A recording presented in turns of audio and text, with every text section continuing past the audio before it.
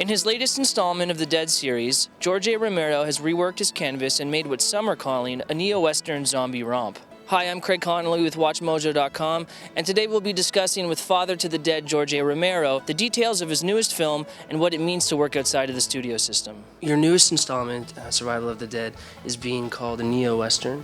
What attracted you to the kind of Western conventions? First, I was looking for something different to do, texturally with this film. My story was about these two feuding families.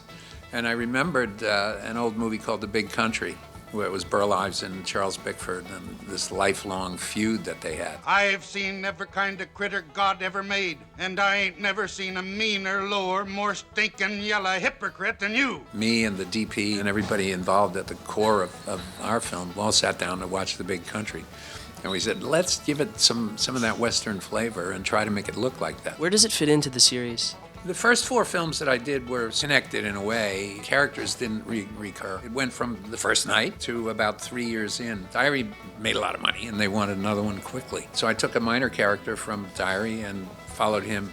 He's the protagonist in this film. So these 2 films are connected much more closely than any of the other ones were. What's it like working outside of the studio system? I'm outside, strictly outside.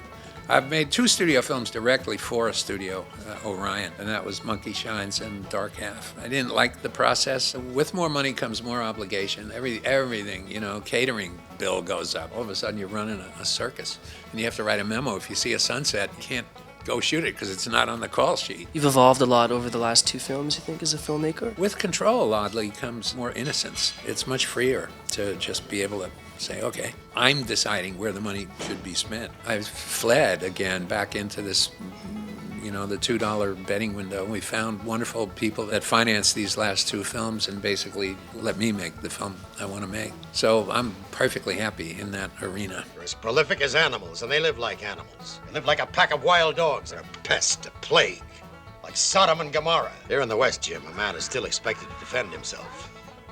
If he allows people to think he won't, he's in trouble.